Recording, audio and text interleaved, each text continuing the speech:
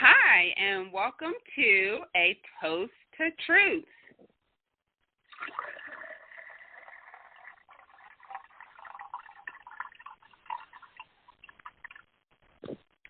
Do you know an entrepreneur who may also be homeless?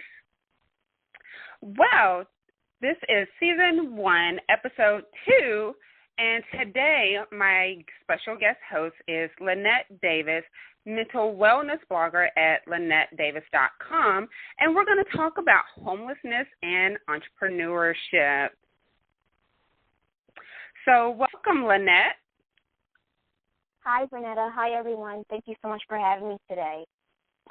So before we get into our girl talk, so this is an interview, everyone. I want you to know Lynette and I have known each other for years, and so we're just going to have a girl talk about this topic. But first, we are going to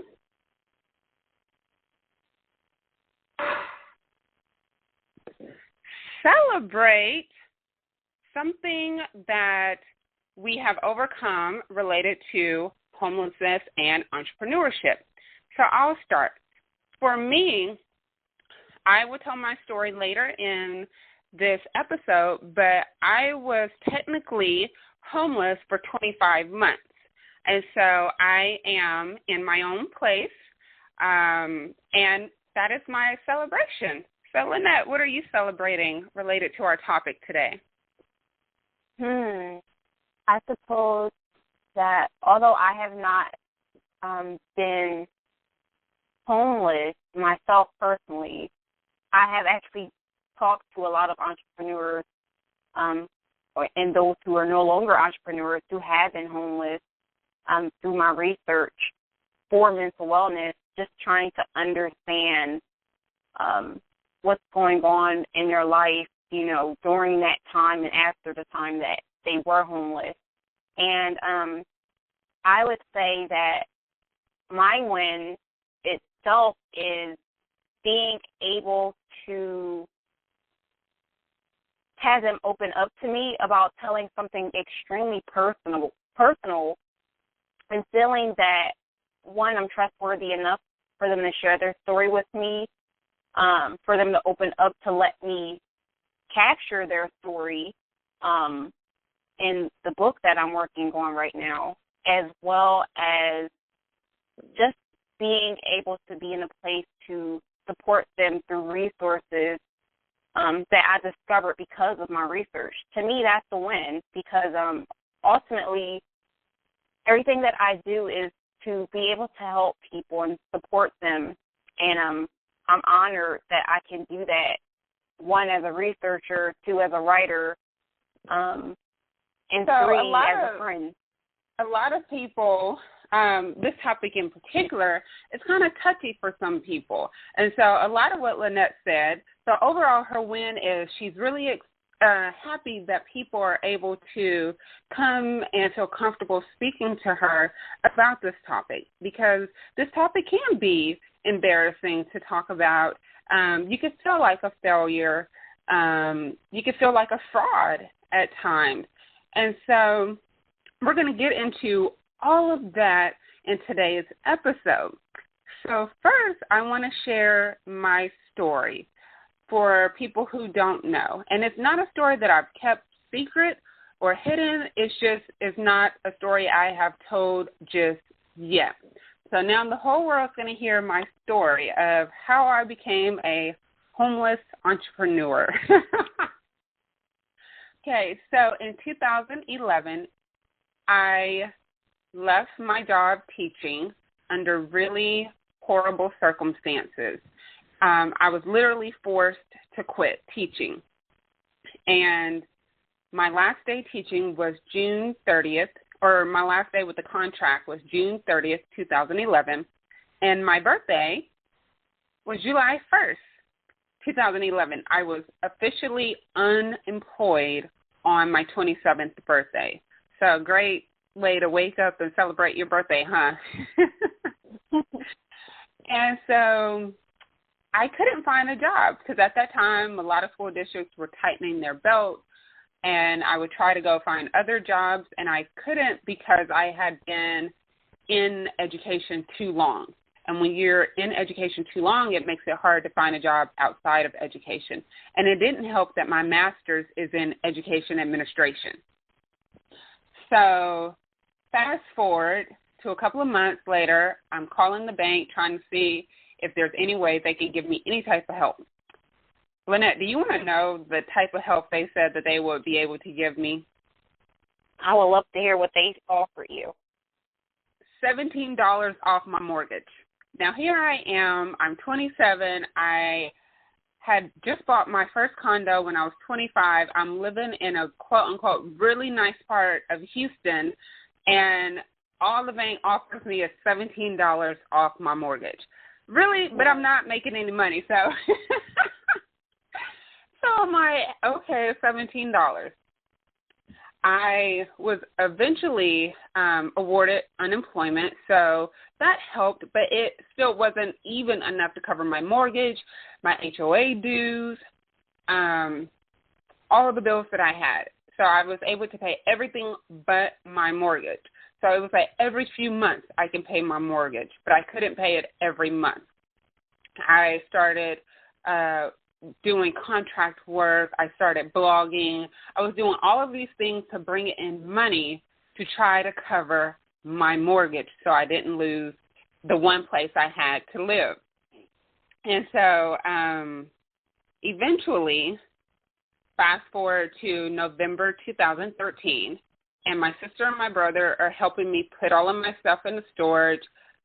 I had officially let go of my condo. And I did this by doing a deed in lieu. And so this isn't a common term that's shared with a lot of people. A lot of realtors have not even heard of the term. A deed in lieu is when you petition your mortgage lender to forgive your mortgage and they take it back and they cover the cost of the remaining balance of your mortgage. Well, the first time I did the application, I was denied. And I was like, look, all I have is time. I have time and no money. So they're going to give me this. They're going to give me this help whether they like it or not. The second time I did everything, I turned in everything, they approved it.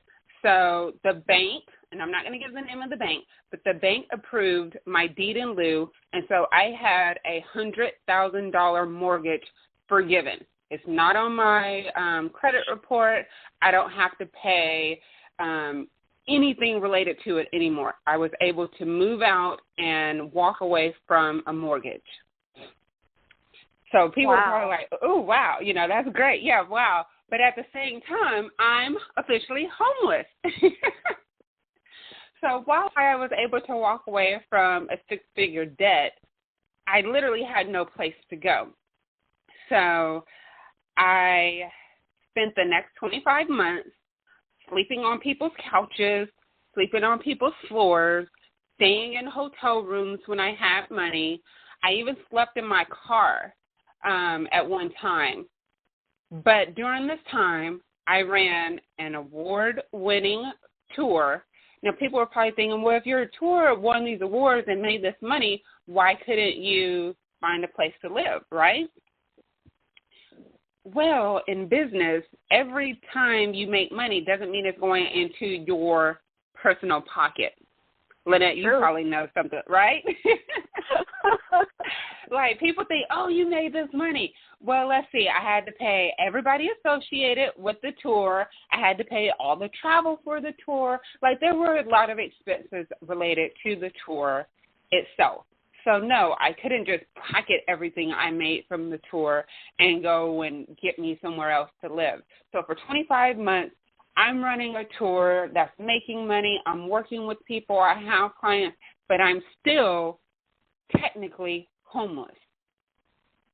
So it's like, I'm feeling like a fraud at times because I'm helping all these people make money, going around the country, but when I come back to Houston, I don't have my own home to return to.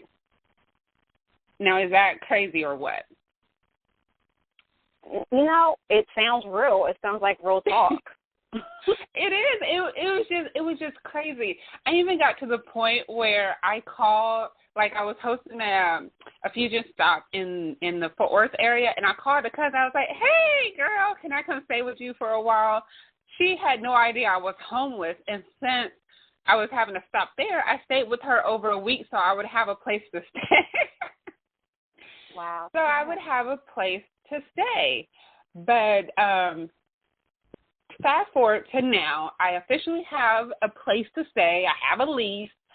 So I was homeless 25 months, running a business, and learned a lot during that business. And through these other episodes on season 1, you'll hear a lot of not just myself, but all of my friends that I brought on to this podcast about our business truths and the consequences we've encountered on this journey. But yeah, so that's my homeless story. I mean, I can laugh now, but at the time, it's frustrating because literally I had to give away or sell everything I owned, and everything that I kept could fit in the trunk of my car.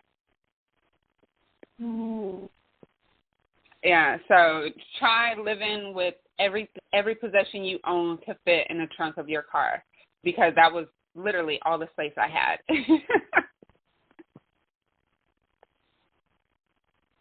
That's definitely quite an adjustment. And, I find it interesting that sometimes when we hear these great success stories, entrepreneurs talk about how they were able to quit their jobs and sell all their things and go travel the world. But on the other side of the spectrum, there are people who are losing their jobs, having to sell everything, and it's not the result's not I'm going to go travel the world. It's like I'm trying to survive right now. Exactly. I mean, and here's a crazy story. So I go to one of those flea markets where you rent a booth and you can sell whatever you want. So I pull some stuff out of my storage. I'm like, oh, I have really nice stuff. And I'm there to sell it, to try to make money. I'm there 10 hours. And guess how much money I made? Go ahead. $109 for the whole day. I was like, this is worse than minimum wage. When you break it down, it was like January, is cold. I'm standing outside. This was not a flea market that was like inside. This was one of those open air outside flea markets in the middle of January. Yes, and I'm freezing my butt off trying to sell my stuff so I can get some money. I made less than $110. I'm like, this is worse than minimum wage. And then, so I'm packing up my stuff, and I'm like, I'm going home. And the lady next to me in her booth, she was like, are you leaving? I'm like, yes, it's cold, and I didn't make no money. She was like, are you coming back tomorrow? I was like, no. I'm not coming back tomorrow. So that gave me a business lesson in and of itself. I needed to learn how to be a better saleswoman. I needed to learn how to sell so that I can make the most money from whatever it was I was selling. Because, like I said, I had nice stuff. I just didn't know how to sell it. And then also I learned that people who come to flea markets are looking for dollar store, probably not even Walmart prices, okay? So that gave me another business lesson I learned. You have to be in the right mix of people to sell at a certain price point. So the definitely. Price point, so the price points that I wanted to sell my stuff was not the price point for the people who came to that particular flea market. So even though that was a cold day, it was a long day, it was like one of my friends had to come, because she could speak Spanish, and a lot of the people who were there only spoke Spanish, so she's translating, trying to help me sell. I mean, after a while, she was like, I'm cold. So she left after like 2 hours and left me there by myself.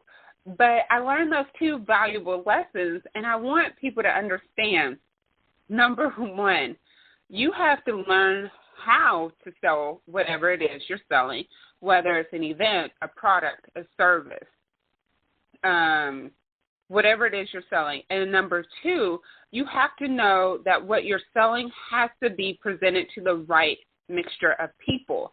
So I'm trying to sell, let's say, target prices to people who wanted to shop at the 99-cent store. That wasn't going to work. So you have to make sure that what you're selling is not being sold to the wrong audience, the wrong customers. So that's my little story there. So, Lynette, you probably didn't even know that. And I'm going to Philly, meeting you and all this stuff, yeah.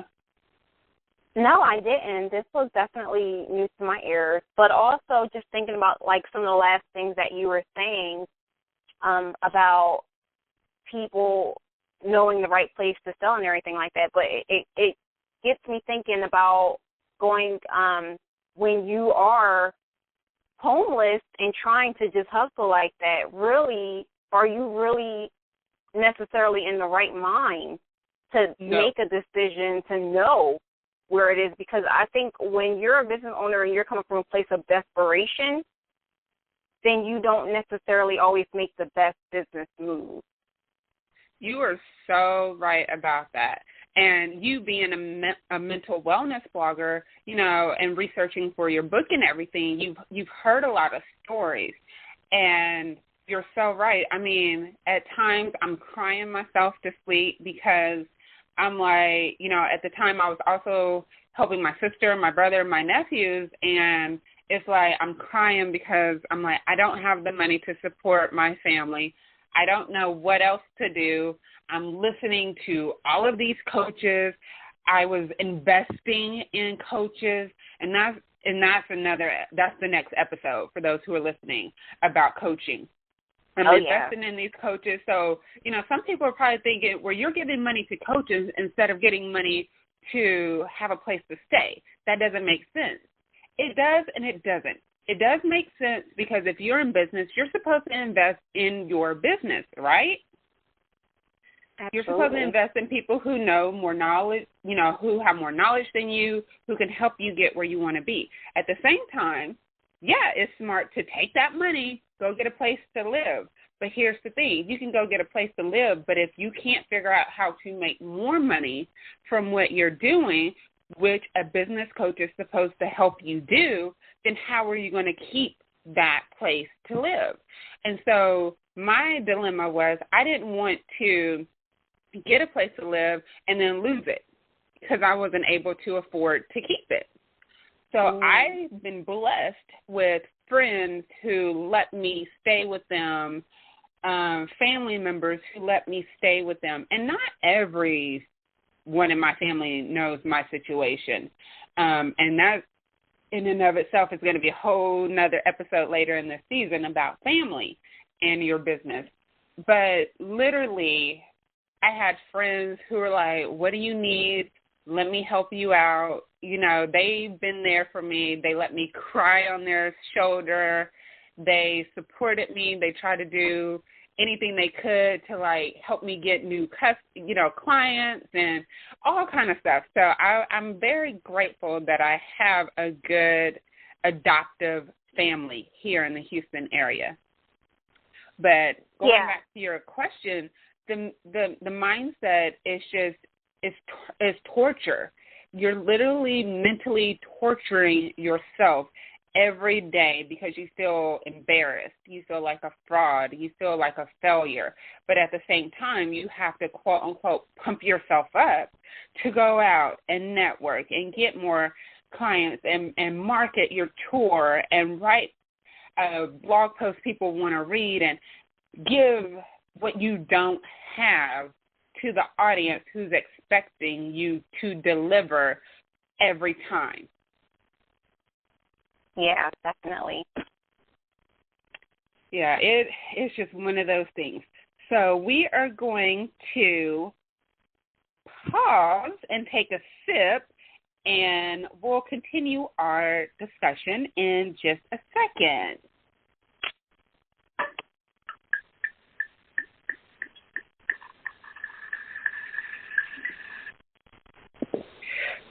So, if you love this episode, we want you to listen, rate, and share the truth with your online following. You can subscribe on my blog, VernettaRFrenny.com, and I do offer truth power sessions to help you find and face a business obstacle. Okay, so we are back, and Lynette is going to continue sharing where we left off before the break. So Lynette is a mental wellness blogger, and she has heard so many different stories for her book, and I've shared for her book as well. So share just a brief story about what it's like to hear and to try to work with homeless entrepreneurs. Well, here's the thing. I think that sometimes when we think about homelessness, we think about people who are laying in the street or in the tent. As we have a place over here in New Jersey called Tent City, where the homeless are those who have gathered together. They're in tents kind of near the bridge towards Philadelphia, because I'm actually in South Jersey, right outside of Philadelphia. So we have that, and then we have the shelters as well. So when we think about homelessness, we think about that. But I find that a lot of entrepreneurs are more in the non-traditional sense of homelessness. Now, mind you, I actually have talked to entrepreneurs who were literally building their business while living in the homeless shelter, like literally living in the homeless shelter.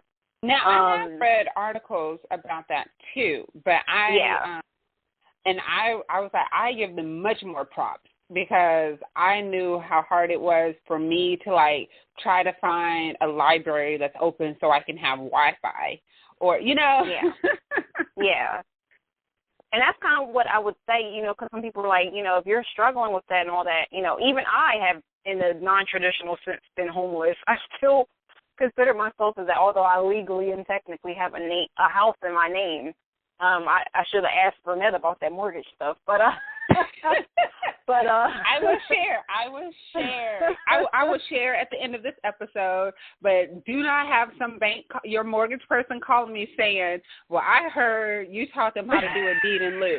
I am not trying to be sued, because the banks do not want you to know that this is something that is a legal way for you to get out of your mortgage. But I'll share. I'll share at the end.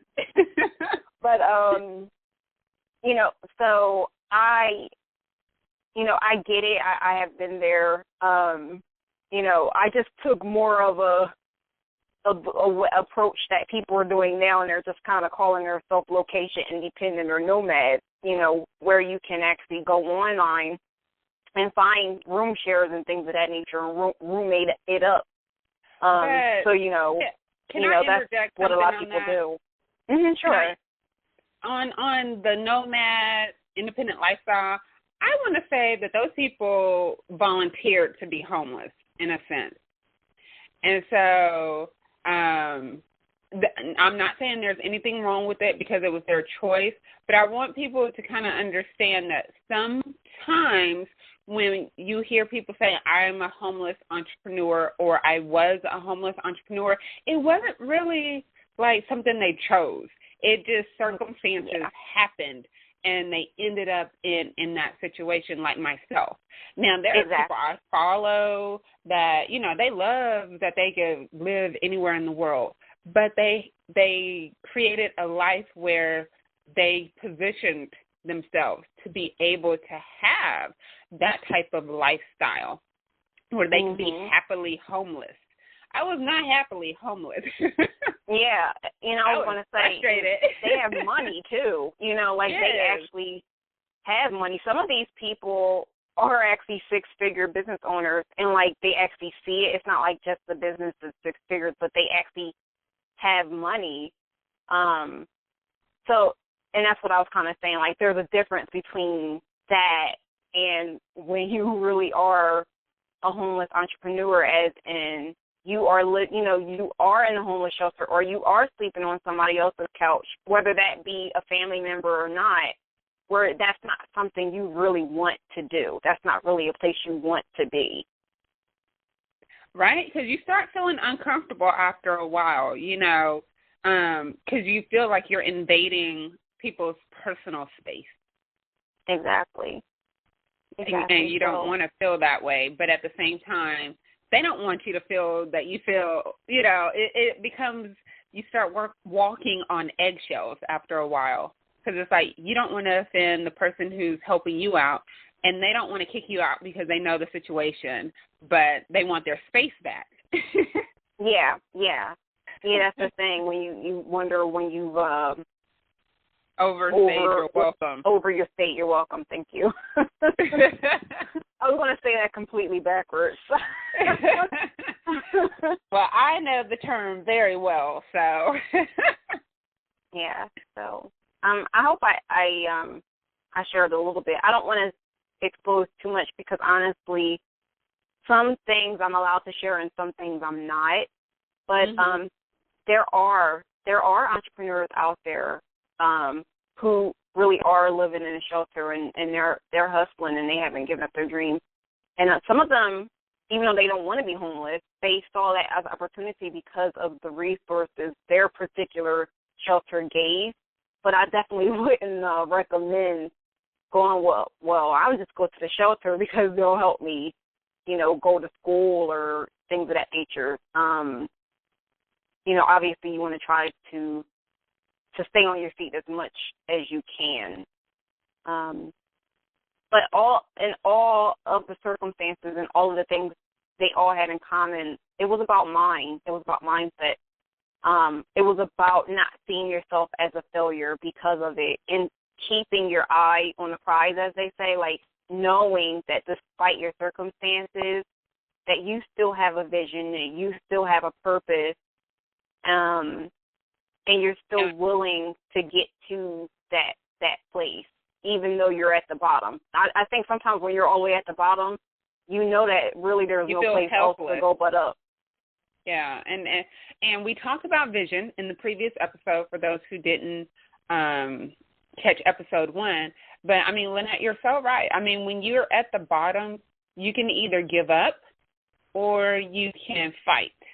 And I'm not going to lie, I gave up and I fought. Because there are some days, like I said, I just cried because it's like, what am I doing so wrong as to why I'm not, quote, unquote, being as successful as the people I see on social media? And then I also thought, well, technically, God, I did everything right. I went to school. I got a degree. I got the good, safe job being a teacher. I bought a place that I can afford when I was a teacher. What did I do wrong where I lost everything and I'm homeless and I have no way of taking care of myself and I'm literally rebuilding my life from scratch? Like, what did I do so wrong? And so that was a constant question going over and over and over.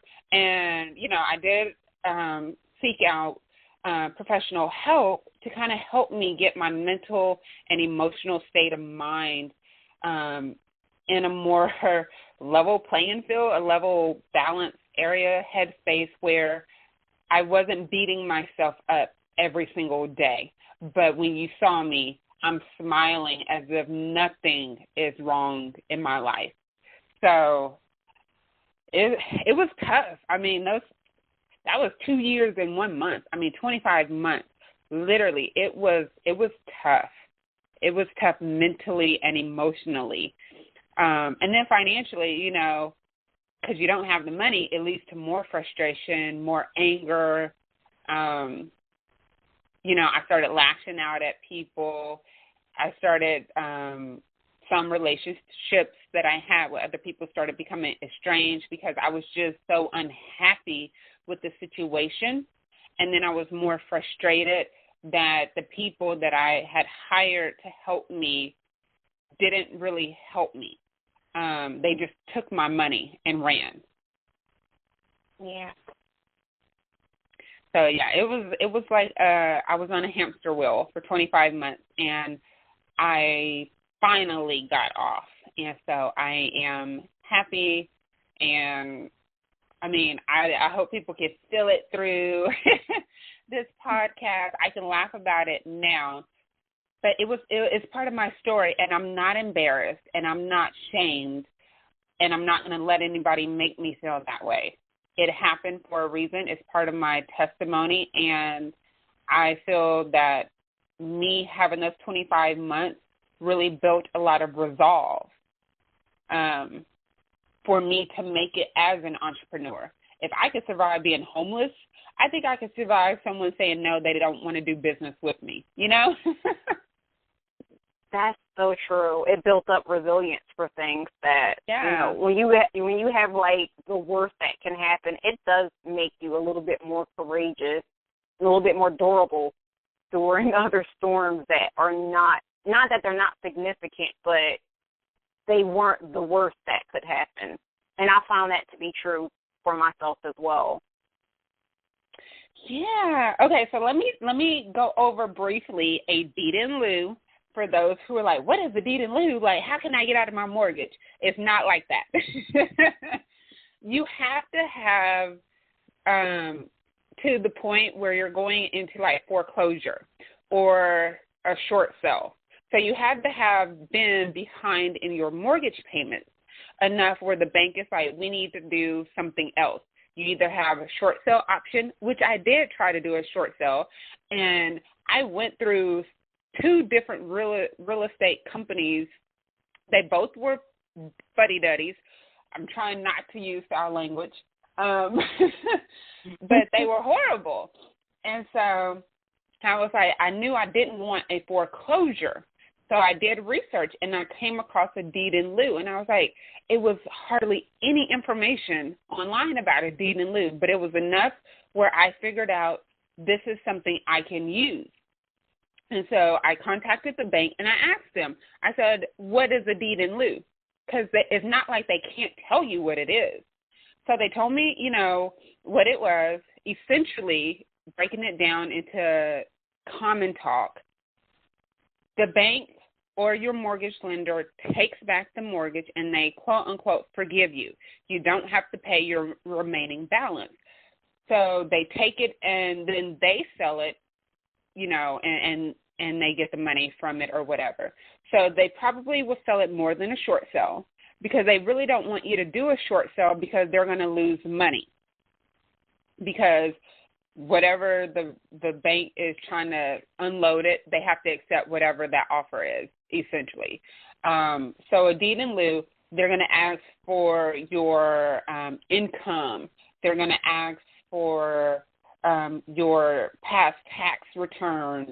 They're going to go through like a lot of your financial history over the last few years. So I think mine went back 3 years. My information went back 3 years. So I had to pull all of my unemployment information I received from the state. I had to pull all of my tax returns.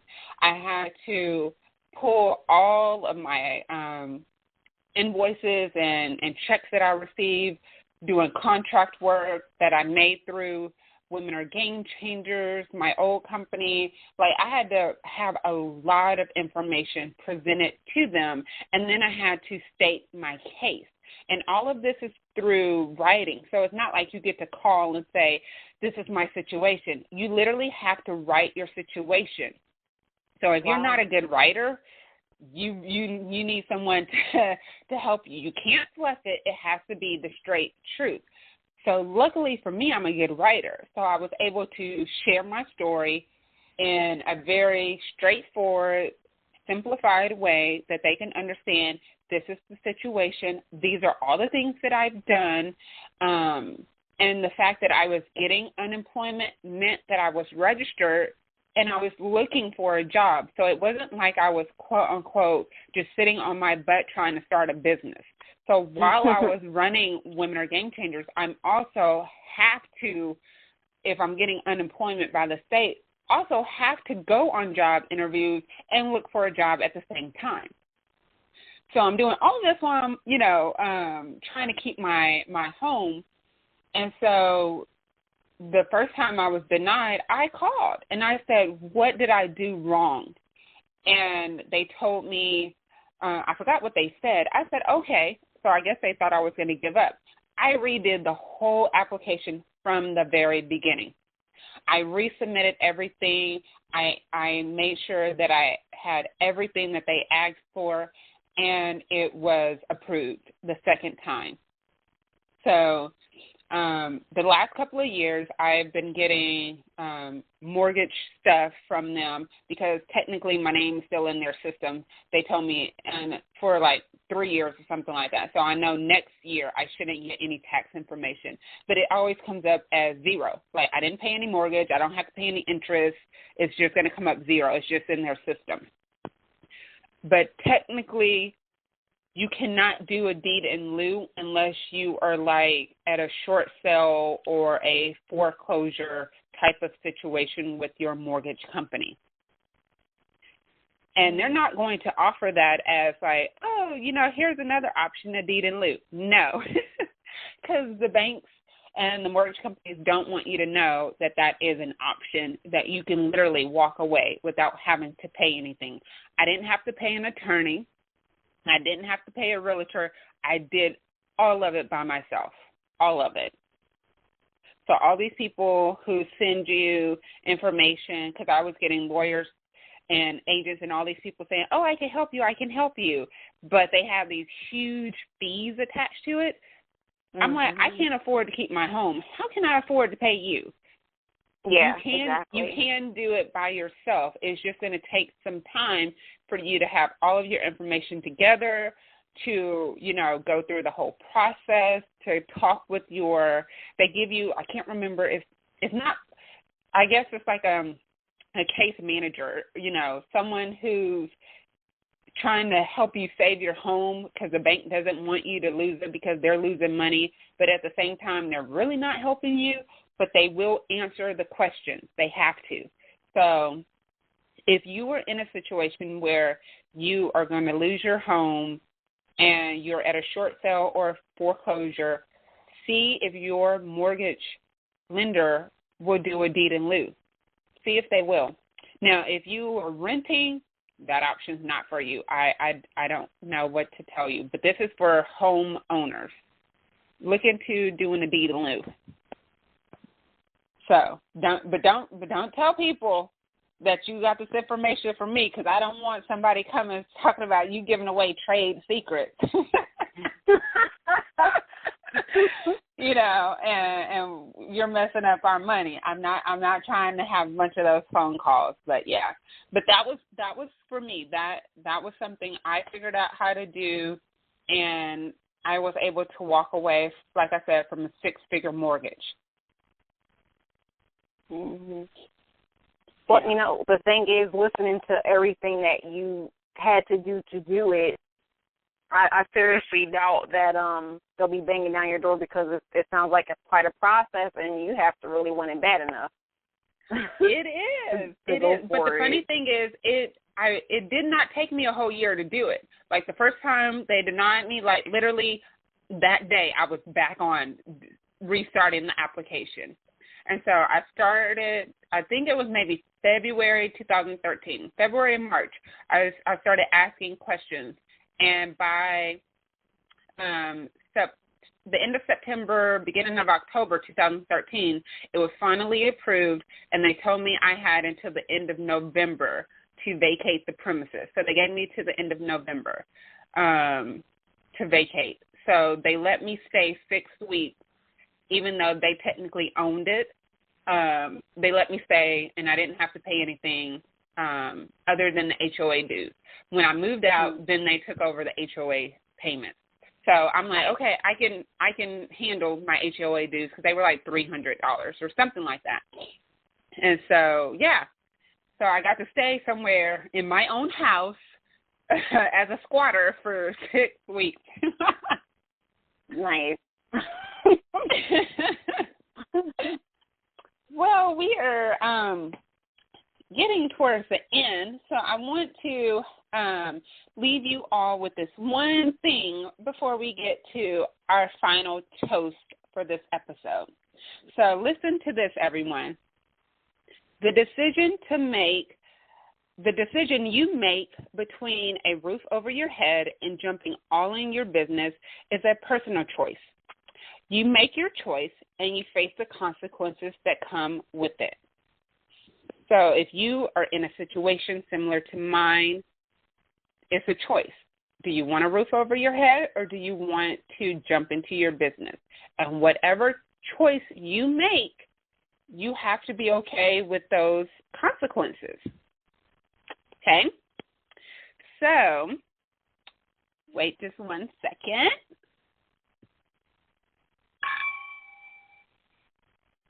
It's time for us to give our final toast of the episode. So my takeaway from this episode is probably from what Lynette said about when you are at the bottom, you really have more resilience to be stronger as an entrepreneur because at that point you have nothing else to lose. So my takeaway is no matter what horrible situation you've gone through, if you use that situation and gain the resilience and the strength from it, you can make it in anything. You can do anything. You just have to be in the right mental space. So that's my takeaway. Lynette, what's your takeaway from today? You know what? Hearing your story, and it's funny because we have known each other for years, but I think it's a valuable lesson to people who might be considering entrepreneurship. You know, they look at other entrepreneurs and they see that they have success as they believe it is, but and they compare themselves and never start. And I think it might be wise to consider that the success that you're viewing from other people might not actually be in line with what their reality is. Yeah, that's good. Because it is, and I never tried to put, like, I was living some type of Instagram lifestyle, you know. Of course. If I did something, I would share that I did it, but I was not trying to have an image that wasn't my reality. But I wasn't also putting out there that I was homeless. So it was like I was just putting out my successes. But you're right. I mean, you just never know what a person is personally going through.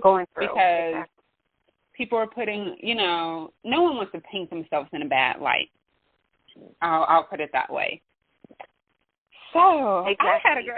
I had a great time on this episode, and I really want people to, go to LynetteDavis.com and learn more about the book that she's writing.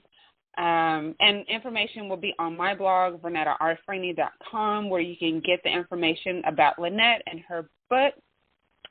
This has been a Toast to Truth with Vernetta R. Frainey. That's me, chatting it up with my friend Lynn about being a homeless entrepreneur and the consequences we've encountered. All right, we are out of here.